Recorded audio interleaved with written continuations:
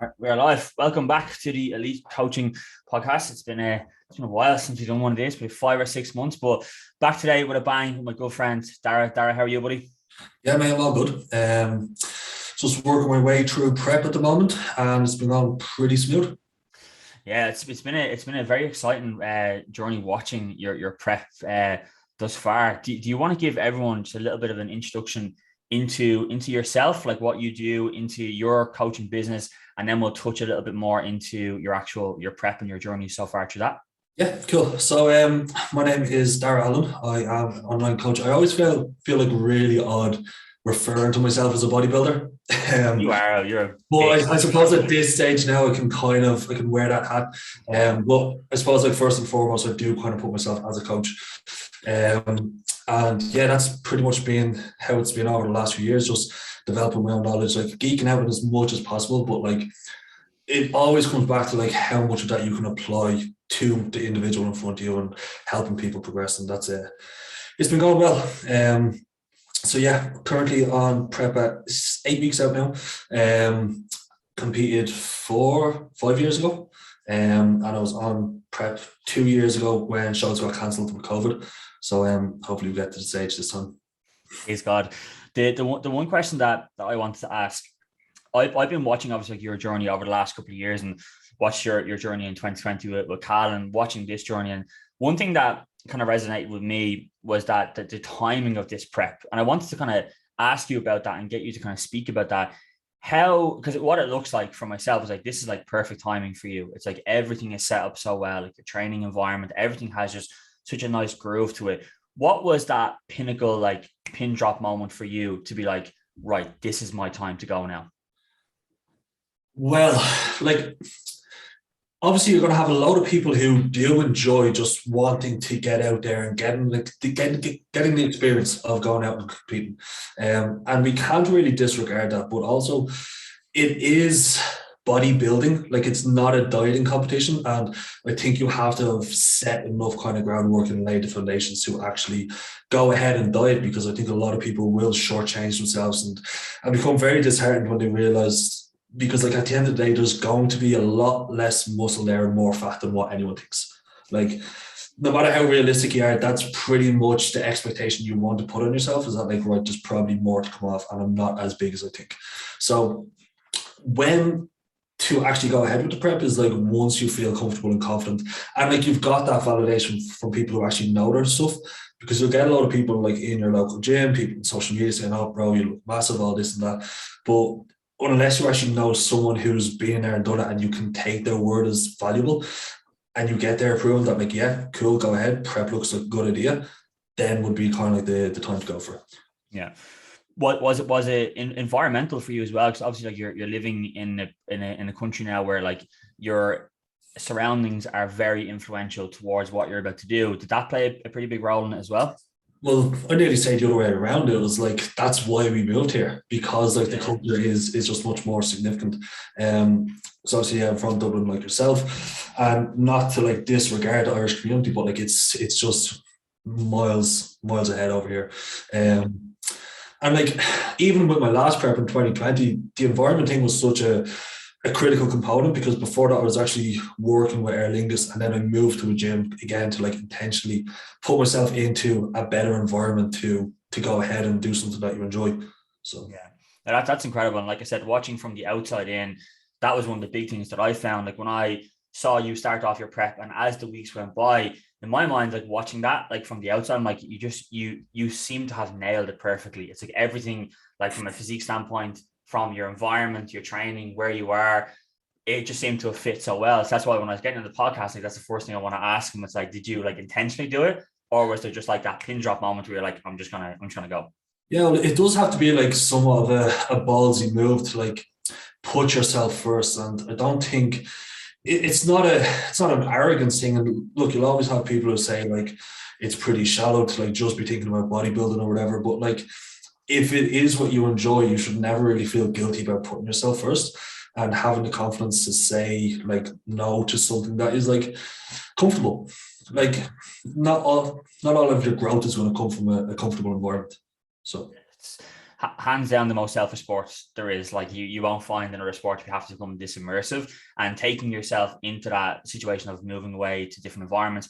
I think it's only gonna showcase when you actually do get up there. Like I think, like I said, it would just seem like the perfect time. So I'm looking forward to it. Right. So what we're going to cover on today's podcast, as Darah touched on earlier on, like Darah's education is definitely something that like I look up to quite a lot and respect a hell of a lot. And I wanted Darah to touch on this topic today. So we're going to talk about kind of volume considerations for maximizing results, more specific towards female clients, as probably say about 85% of the listeners are going to be females who tune into this. A lot of them will be clients of mine, followers, etc. So what I want to kind of touch on first is this concept of kind of MRV, like it's maximum recoverable volume. So when you're programming for your own clients, Darah, what would be like the assessment towards their threshold to how much volume can we push with them?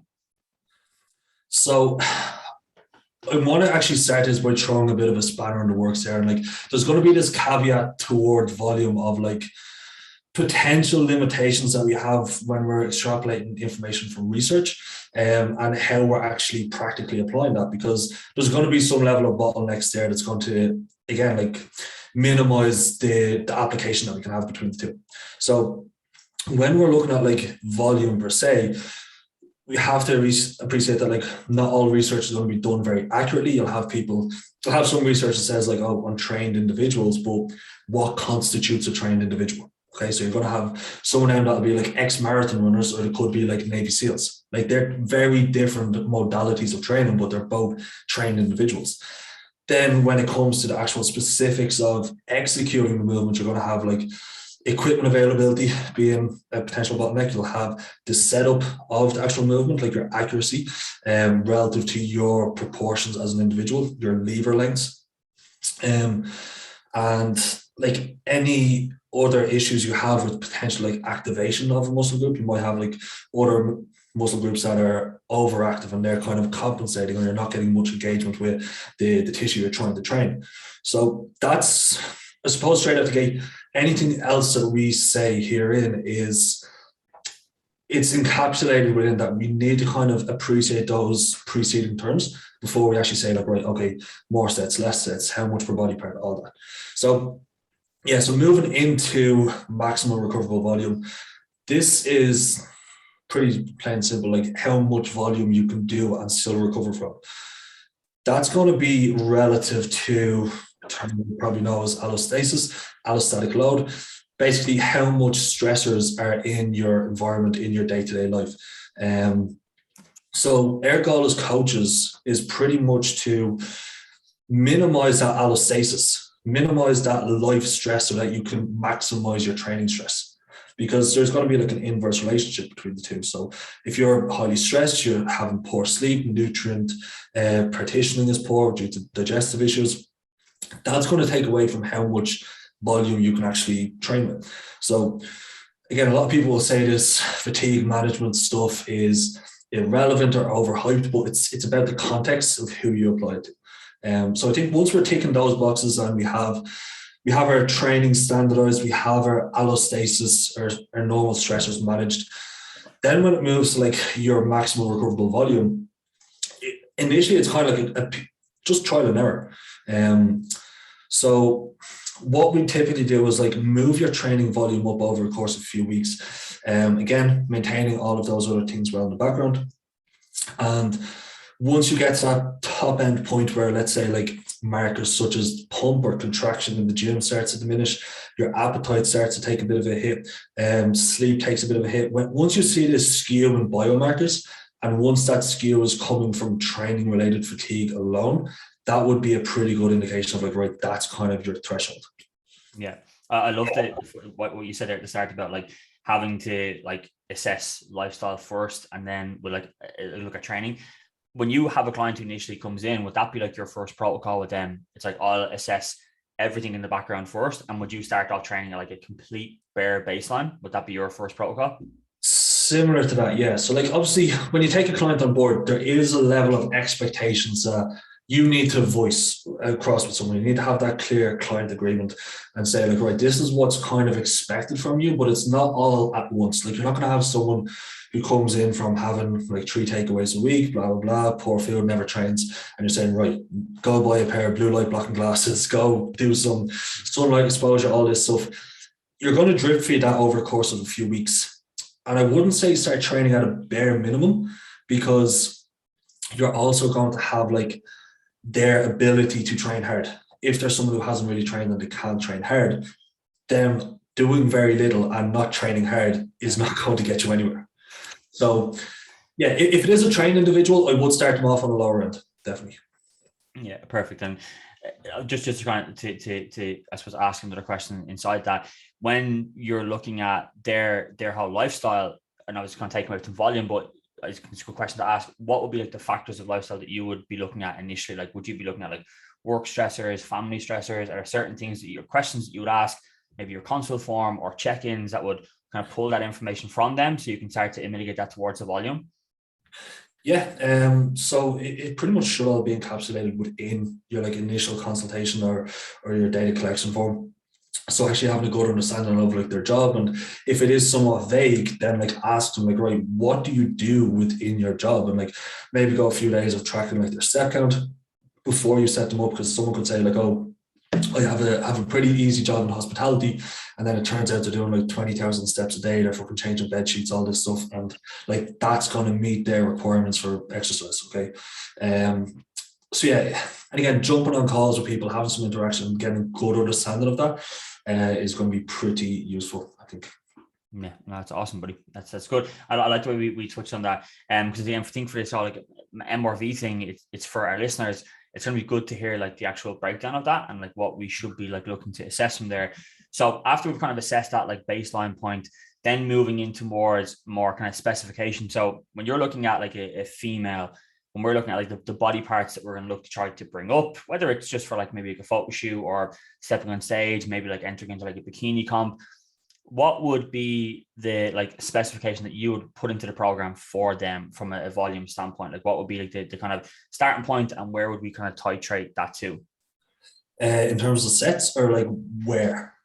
Just I'm talking to kind of total overall volume for like a muscle group. So would you like maybe emphasize more volume towards the glutes, the quads? Would it be split like more lower, less upper? What would be your programming approach? Yeah, with females, like they'll typically prefer to enjoy lower body training as well, and that's probably another thing I should have mentioned. But like the caveat at the start with training is like movements that you enjoy. It's like we might touch on exercise selection, but like movements that you enjoy and body parts that you enjoy training, you're going to train with more intensity. You're going to take to a closer proximity to failure. That's like, again, that's another bottleneck that we're going to have when looking at the amount of sets, is like how close that is to actual failure. And again, if it's a movement that you don't enjoy, you're not going to take it like far enough anyway. So yeah, that's definitely a pretty important consideration.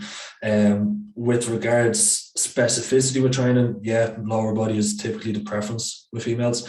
But again, you could have some that are just completely lower body dominant. So we wouldn't take like a blueprint and apply it to all females. Like you'll do a needs analysis of each female, and once you get the physique pictures in, you kind of see what the goal is. If they're going to be in wellness, you're going to say, right, we're doing legs 3-4 times a week. Like that's that. Bikini, you can add in a little bit more kind of delta work, some lats, whatever.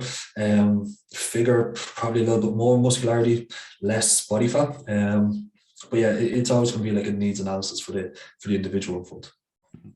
And I want to kind of ask now about like if you were to bring up a body part, right? So let's say we had a client who we wanted to bring up her glutes.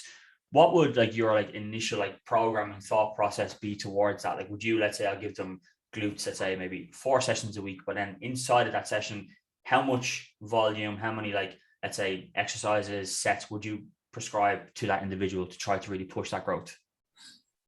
I would say subsequent to like some training feedback, some visual feedback with training, some subjective feedback, and a few like conversations with the people in front of you, is like, first of all, see how hard they're training and how much recovery they need per session. Because if someone's going to absolutely bury themselves and they're like very efficient at directing most of that volume towards that target tissue group, the recovery time is going to be vastly different. Like if someone's just kind of going in and like getting a pump like every few days, like it's not going to take away from their subsequent session, and particularly with like smaller body parts where it'd be like if we take a hack squat, it's going to be completely different in terms of like the amount of fatigue generated than a leg extension. They're both going to be biased in quads. So when it comes to like the amount of sets that we do, James Krieger has a lot of research done on this. If anyone wants to look him up, he has the Volume Bible written out, which again extrapolates a lot from the current research available. But realistically, like you could move that up towards like 22, 26, maybe even 30 sets per week per body part. Now, when it comes to that end of specialization, something's got to give. So we can't just start off with a current training block of, okay, we're doing 8 sets of quads Monday, Wednesday, Friday, 24 sets. Cool. If we start that out at like 5 sets, we move all those up, that could bring us to that point of overreaching where we see those negative outcomes. So potentially what you'd have to do is kind of like titrate other things down, or maybe even move your exercise selection to something less fatiguing. So as I said, it could be 8 sets. Like Joe has done this to me previously, put me on 8 sets of hack squat. Like you're going to get a shit ton of fatigue. Yeah. It's not a nice thing to go through. So over the course of a few weeks, we might actually switch some of those for a leg extension. Okay. Over those few weeks, we might actually bring down the amount of rows I'm doing per week. And again, we can't just say, okay, my total sets are 60 sets per week. That's all I can do. So if I add 2 sets of hack squat, I need to take away 2 sets of triceps because it's a completely different amount of fatigue you've generated. So, they're kind of like the caveats and I suppose a bit of a segue into like the stimulus versus fatigue. So as I was alluding to, like the fatigue you generate from a movement is predicated on the amount of like internal stability required. So if you have something that's like a free weight, you're going to have a lot more muscle groups, especially like compound movements. You're going to have a lot more muscle groups assisting that movement. So using RTS terms, you're going to have like joint managers and so on, that they will generate fatigue. So yeah, like you just need to take that into consideration, not say like, okay, like not all sets are going to be like for like. There's going to be a level of potential, what's the term?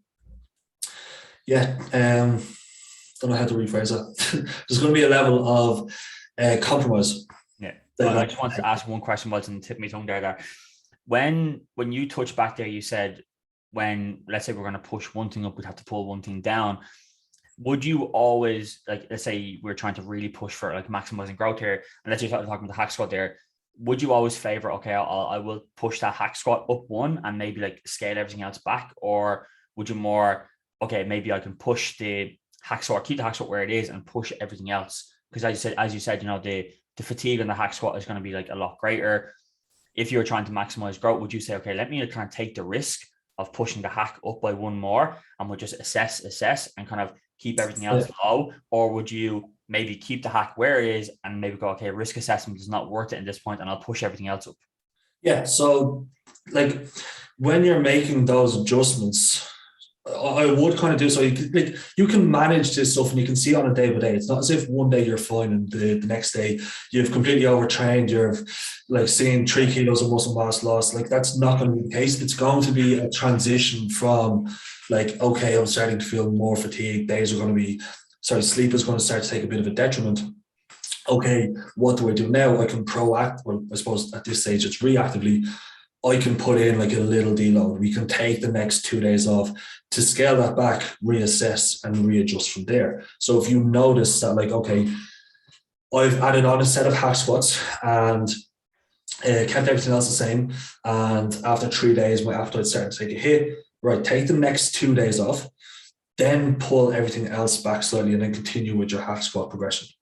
Or as I said, like we could switch that hack squat for another set of leg extensions. This is again in the context of like biasing quad development for a female athlete. Okay, perfect. Really good. Um, would you mind just touching on very, very briefly this whole kind of aspect of stimulus versus fatigue? Like in your mind, what is like optimal stimulus? And then when we look at more from the fatigue, like what are like the markers that you're going to assess to say, okay, are we pushing the boat too far to the right, or are we happy keeping it over here onto the left? So in terms of stimulus to fatigue, it's I suppose the efficiency of volume that you're directing towards a particular muscle group relative to the fatigue it's generating at the other or supporting joints. So an example we could do is, let's say, a barbell row. We're going to create some level of stimulus to our lats, rhomboids, traps. Again, we're not going to isolate any of those muscle groups. We're going to have a bias towards them based on setup.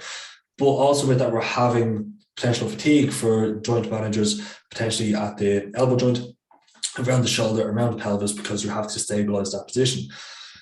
You could do a pretty similar movement, get similar activation patterns, and get similar volume from a chest supported T-bar row. And with that, you have less stabilization requirements. So what I would say is, like, if joints start to feel a little bit more niggly, or if you're feeling more fatigue in a at a joint that isn't really the main joint that you're trying to train around, that would be an indication of, okay, let's switch it for something elsewise. Now, that's not saying, okay, let's just go proactively and just stick with machines, because there is a lot of value in sticking with compound movements, and like the stabilization requirements does actually play into your overall volume. Obviously, like, we can't calculate it, or it probably doesn't make sense to do so. But like, when you, again, sticking with that example of a barbell row, if you are going to track your volume, you're probably not going to track that as like bicep volume, but your biceps are still active. So again, when it comes to the efficiency of like how much total body progression and hypertrophic stimulus you can incur from a particular movement, yes, it makes sense to go with your compound free weight movements. Okay, perfect. Really interesting. Very, very interesting. Right. Well, I want to ask about volume adjustments for clients, and where do you like to initially bring up volume? So let's say we, like you spoke earlier on, we brought the client in, we're assessing kind of where they can train, we're assessing their markers, we've gotten them to a point where we know they can train quite hard. What would be the initial like increment for you? Like, where would you like to push volume first? So if we're going to have a bias toward a particular muscle group, then obviously it'll be that. When it comes to the exercise selection, sometimes I'd nearly give clients a free rein with that, and I'd say, where do you want to move them up? Obviously, it comes down to their level of experience, their intuition with training and so on, because like, you will have some clients, and it'll be very easy to tell. Like, you probably know right now which of your clients, if you gave them free rein, would overreach, or you know which ones would undertrain. So the ones who would undertrain based off auto regulation, you're going to say, no, I'm taking the reins. And probably the same up the other end. But I suppose when it comes to exercise selection, their enjoyment is going to be, as we've mentioned, a pretty determining factor. So something that they enjoy that they're going to be able to take to a relative proximity to failure is probably going to be your first choice there. And then going back to the stimulus of fatigue, it's kind of when, or if that does create excessive fatigue, that we kind of switch it for something else. Okay. Perfect. Yeah, I like the way you kind of touched on that, like proximity to failure. So for you, it would be more assessing, you know, what's safe for them. What do I know that I can almost guarantee they're going to push that marker point to fail? Like, let's say if it's like a middle of the ground experience level, me giving them like additional back squat sets is probably not going to give them what they require. I can just put them into a leg extension. They're going to, it would be very like client dependent. Yeah. Yeah. And that's a pretty good example there as well, because obviously this is going to be pretty much encapsulated in the programming or the periodization of the training itself. But if it is a movement that does require a high level of internal stability, then it probably doesn't make sense to push that with high volume if you're also taking it to a relative proximity to failure. So yeah, using the back squat example, you're not going to put someone in 5 sets of back squat if it's at the end of their session and if they're not good at back squat. and you're not going to take those to failure. If they're taking that to failure, like it's going to be early in the session, it's going to be low volume. Because after that, like the quality takes away from the quantity of the work done. Yeah, no, I like that. And yeah, it wouldn't be a nice leg session to go through anyway if we can't put so much through there. Funny story, actually. You know James Sutton, don't you? Yeah. I'm not sure if you heard it on a Muscle Mentors podcast, but I remember him saying about doing a training camp with Milos Sarcev, and he had him. You know the way Milos does like these crazy joint sets, and he had him on. I think it was a joint set of pendulum squat, walking lunges, leg extension, back squat, like in that order, all to failure, and it just sounds horrific. I have to like someone take my hat off to people like that, because if somehow he makes it work, and like it's like a textbook that should not work, but somehow they manage to make it work. Yeah, and that's probably another point I should have said at the start when we're caveating all of this that we mentioned when it comes to volume. Like everything works at some rate or another, and for one individual or another. You don't need to understand all of this in perfect detail and like be able to rattle this off the tip of your tongue to get results. You're going to have people who've been training years. They train like dog shit, but they're growing, they're making progress. What we do here in terms of looking at how we do movements, how we program training, is just trying to speed up that process and get you from A to B in the most time efficient manner possible, or A to Z. So yeah, like not everything here. It might be overwhelming to some people, and just pick and choose what you need from it, and like whenever it seems applicable to you as an individual, or for you with your coach to kind of look through this stuff. But at the end of the day, like everything will work out at some point.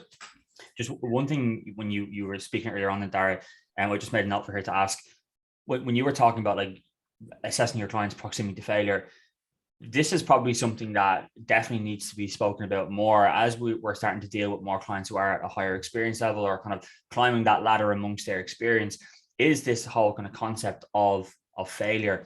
When you're assessing your clients, is it video feedback you get back from them that you request? Is you as frequently as possible? Yeah. Like, it's not just in the sense of like your proximity to failure, but another thing I was really happy to hear like AJ Morris talk about in that podcast with Luke Miller. Yeah, that's good. Your attention, your focus, like pre-post set, and also doubling back to like going back to talking about like my environment, like being here and seeing what other people do before their sets. Like you don't have people like just going straight into the set and like just smashing out. There's a level of like visualization, focus, collectiveness that you need to kind of take things there, and that's something that like you pick up on, maybe subconsciously, maybe consciously, but when you see other people doing it, you're like, okay, maybe that has a purpose.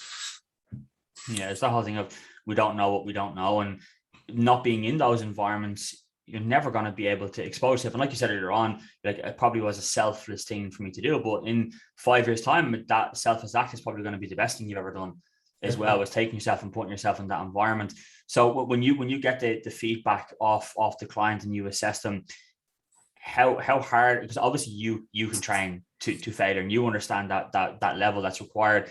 How hard are you on that feedback? Like, are you telling them like, look, you're probably 4 or 5 off there? Or like, what, are you like more gentle with your approach at the feedback, or what's your take there? Yeah, again, it's always going to be relative to who it is. So if it is someone who's like, they made some progress there, and especially if there's someone who's getting frustrated with their current lack of progress, I think then you can like say without hesitation, like, look, this is why, like, you're training like a bit of a pussy. So you're not going to say that to people straight out the gate. Like, there is a skill acquisition component to training. You have to get proficient at a movement. That comes through the competence of actually doing stuff on a repeated basis. And then once that is the case, then you can kind of say, right, now we're looking to take things that a little bit further. What we're looking for, we're kind of like cut off points, what we would say for a hard set or something, again, close to failure, is an involuntary reduction in contraction speed. So the rep is slowing down by accident. You're not saying, okay, this is my last rep, I better fucking slow this down. No, like you from rep 1, like you're still trying to press that weight, let's say for a fucking hack squat or whatever. you're still trying to press that as quick as you can, but you've generated so much local fatigue that you're not able to move it quick. If that first rep looks similar to the last rep in terms of speed, you weren't on your last rep. It's as simple as that. So rep speed is one. Another, this can be kind of controversial among some camps, but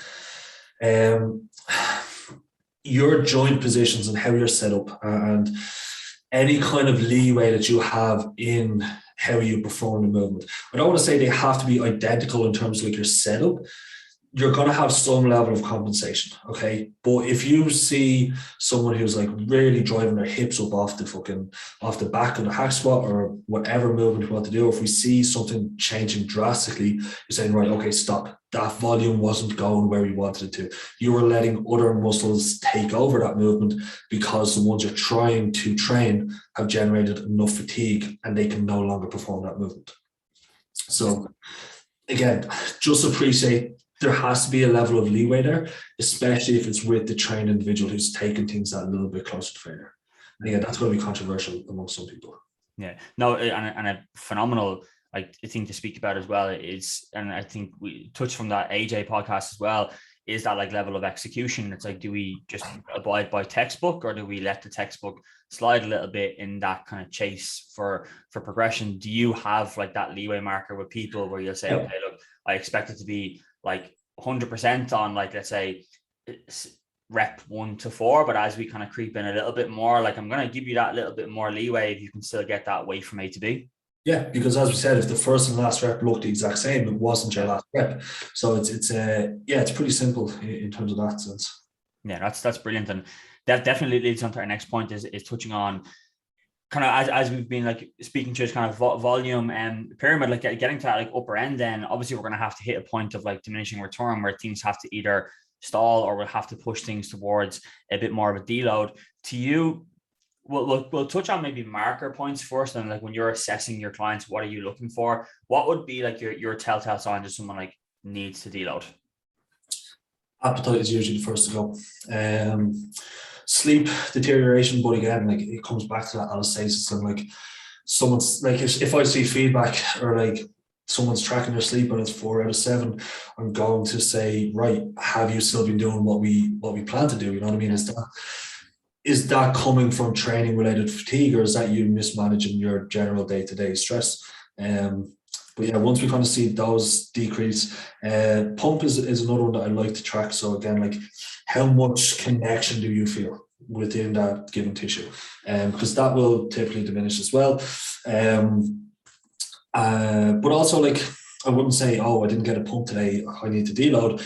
Like, how was your electrolyte intake relative to your fluid intake? Like, when did you last eaten?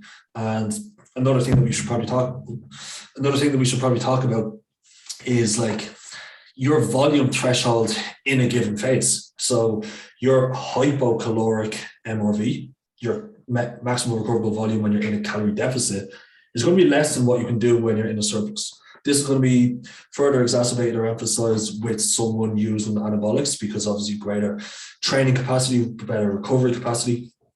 But once you're in a dieting phase, you don't have that nutrient availability. That's going to take away from how much you can do. And it's not to say, okay, I'm on a diet now, first week into the diet, I need to pull my training 20% down.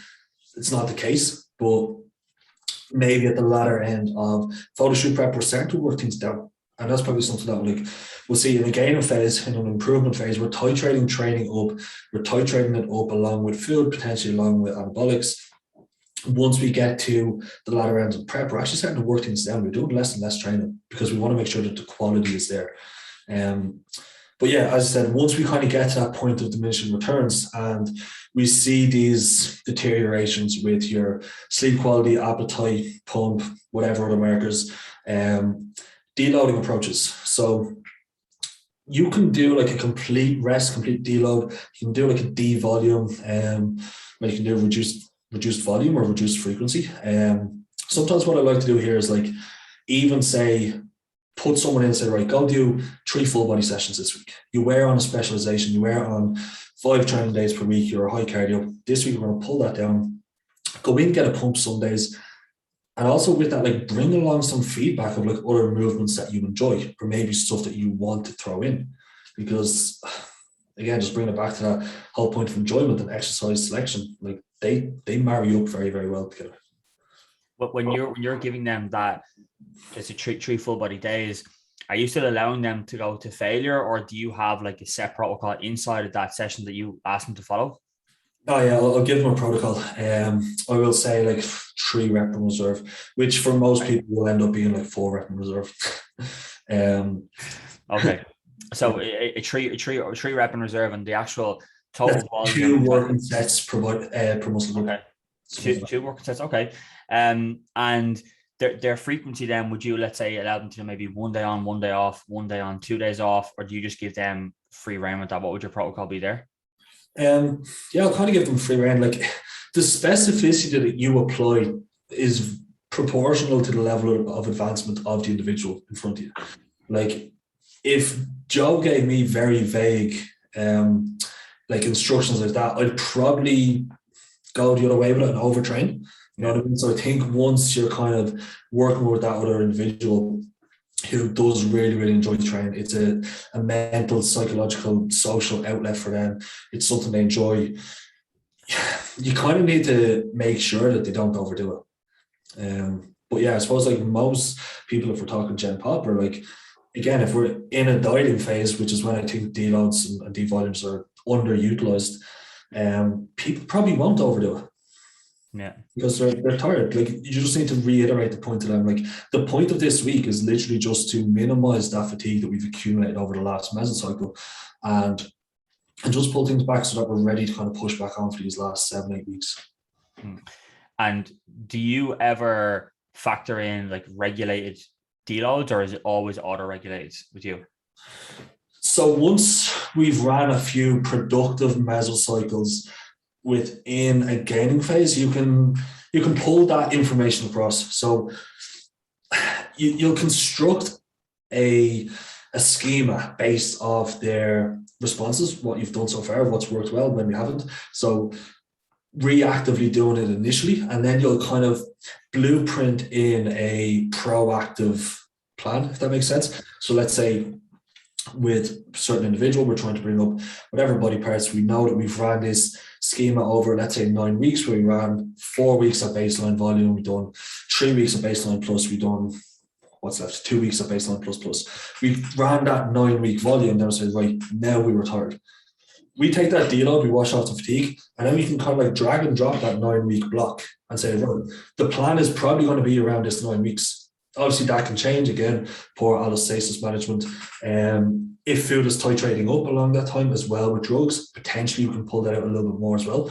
But yeah, just kind of getting reference points. And again, this is like the longer you work with a client, the more reference points you have. So the more you can kind of customize it, make it more suitable to them. And see with that like that type of drag and drop approach, let's say we go like we push for 9, we pull for 1. In that 1 pull, is that a devolume or is that a deload? What would you favor in that respect? For people who enjoy their training, I'll say devolume, because they probably don't want to take the time off. But again, that'd be devolume with like pretty specific cues of how many sets, what proximity to failure. But I need, actually, with more trained individuals as well, they probably have a higher proclivity to generating excessive fatigue. So with some of them, like if you see that they're completely shot, you're saying, right, you need to take that full week off. Yeah. A complete week away from training, a full week off. Oh yeah, sometimes. Imagine that will go down too well. That's the thing. It's like for the likes of you or myself, or like many of the listeners, like the thought of that kind of scares you. But you also want to make sure that like you're making use of your weeks. If you're training hard enough, you want to train to the point where you need that week off, because that's what's going to give you the greatest kind of adaptation. See, amongst, just as you were speaking there, a couple of things I was just kind of pinpoint that I want to ask. Amongst that, like you said, like let's kind of work with that kind of 9 to 1, because we've already referenced it. If let's say on block 1, right, we ran that 9 to 1 approach and it was perfect, no issues amongst the 9. In block 2, if we reran that approach, but we were starting to see like some areas of potential needing to deload, like let's say on week 4, 5, or 6, what would you do there? Would you maybe try to maybe hold, or would you run like kind of like a mini deload or devolume in between that period, or what would you do there?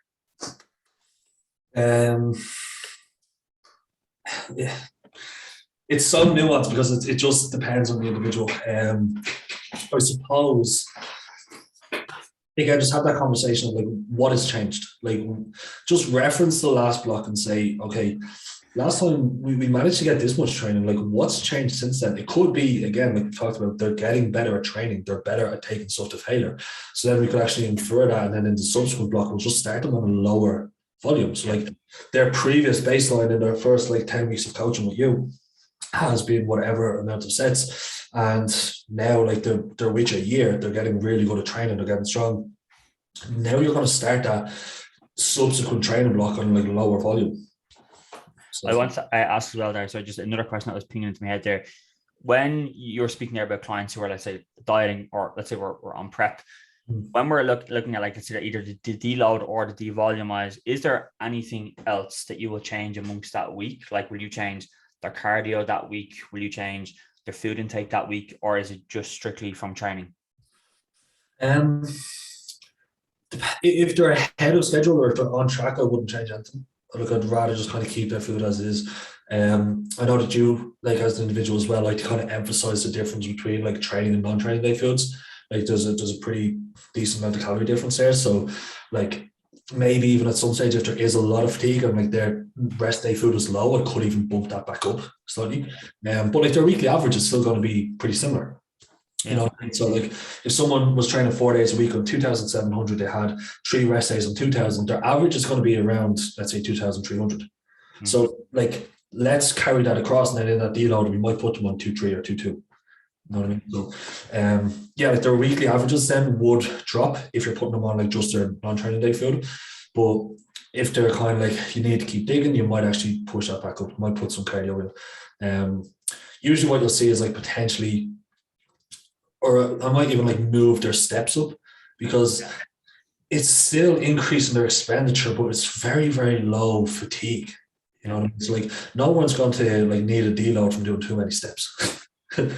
Like what a very so yeah, I nearly popped that up a little bit, but also like emphasize like, right, the point here of this week is to refresh yourself. So with this like week that you have, and maybe a few more steps, like chill the fuck out, listen to a podcast, like go on a scenic walk.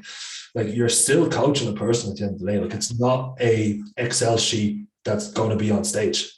Yeah, that's what I wanted to just ask there. Was there anything then from the lifestyle perspective that you would like to pull in? Like you touched on there, like more exposure, more like maybe like time away from the gym, but giving them things to do. Was there anything else you could touch on that you operate? Because I know some other people, it's like I'm not too sure whether I fully agree with this, but they pull caffeine intake on deloads, and they pull like any other like external stressor that might be causing like any type of fatigue. Is there anything else along those lines that you work with? I would say like, I think habitually you will probably see caffeine intake just drop off, because they don't need as much. It's rare enough that I'll give specific cues with that. But yeah, to be honest, I can't think of anything off the top of my head that I would kind of indicate and say like, right, we need to emphasize this, other than just like chill the fuck out, make sure that after this week you're ready to push for the next 7 or 8 straight, like with zero error. Yeah. One thing I wanted to ask as well, just while we're on this like topic of like almost a deload volume, when you're bringing somebody through like a pretty excessive dieting phase at the back end of that, so let's say we've done like the photo shoot, you've hit them for the photo shoot, and then like we have like obviously like week 1 follow, week 2 follow. Would that like deload approach, would that fit in straight away into that kind of post photo shoot period, effective immediately? Yeah, gotcha. Because like that's where they're going to be most compromised. So like the whole point of the deload and devolume approach is to match up, or to somewhat manage their output or their training relative to what they can recover from. At the end of a photo shoot, especially if you've kind of like dieted all the way through, and like you were, let's say, slightly behind on schedule, you couldn't like deload prior. Sometimes I like to make sure they're ready a week early, pull training down, maybe put a little bit of food back in, so you have this kind of fresher look. and it keeps like the mindset in a lot better position, as opposed to like, okay, I've been on 1100 calories for the last 6 weeks and now I'm not on prep. So if you kind of work that up before the shoot, that'd be fucking awesome. But otherwise, like their recovery capacity is still going to be shot, and that's not going to be ameliorated via a refeed or like moving your calories up by 400 or 500, and also hormone signaling. So like you're not going to have proper leptin and ghrelin secretion until like, let's say, a full 7 to 14 days of like around maintenance calories before you kind of get any kind of adaptation from that. It's a very delayed process. So don't think like, okay, cool, I'm not on prep anymore, my food has gone up by 800 calories, I'm good to go for it. Like that should need some time to settle. So sometimes I'll even say, right, let's move your food up 600 calories, take at least 4 or 5 days off training. Some people might want to go in and get a pump. They want to still enjoy training while they feel lean. Cool, go for it. Don't overdo it. Yeah, I think it's a great one to speak on as well, because for a lot of people, it's like once they finish, like a new goal straight away. Like I want to be back in, it's like performance based. I want to start getting things under the bar. But what we would kind of see from that is just excessive fatigue build up straight away. What would be your approach to like titrating that then? So let's say we have week 1, week 2, it's like bring you back in. If you, like you said, take 4 days off if you want to try and train, what would be like your approach to increasing, and what would be your signs to say, okay, maybe we hold from here, or maybe it's a green light to push again? Appetite signaling would be the main one, that like you're managing food focus, so they're not just kind of like in this binge restrict cycle.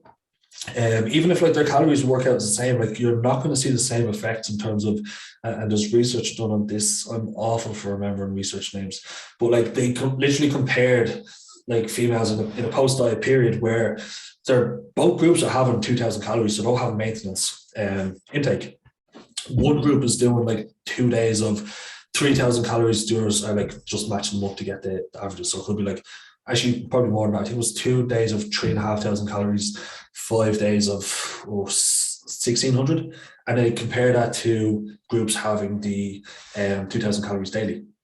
Okay. You're going to see a lot quicker response in that second group of getting their hormones back in range. So it's not just about like your weekly average intake, it's like your consistency with that and managing stress, because again, I probably imagine that like people having the same food every day were able to manage that, like, and that their stress was lower as well.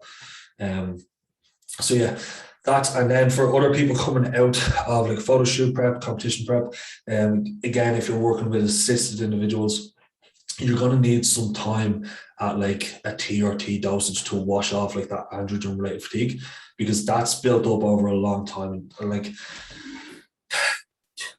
yeah, you're going to need some time away from that, because that's not going to be minimized, like we said, just with like a couple of days of really, really high food. So spending time on like some really, really baseline training, some TRT or slightly modified drug deployment. Then as you move those weeks across, once they're kind of getting back into the enjoyment factor with training, minimizing any joint niggles, we're seeing performance start to increment. But I could say you're better safe than sorry when it comes to volume prescriptions, and to keep them on the lower end.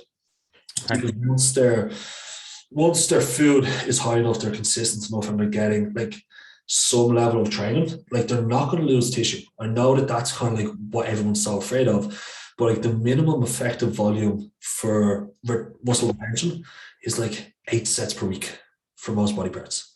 So that's pretty minimal. You don't really need much more than that, like if you're training again accurately to failure, or near enough to failure. Yeah. Okay. Awesome. Very interesting, buddy. Thank you very much. I think that's more or less everything that I had to wrap up there. Did you want to touch on anything else, dude, or are you happy to?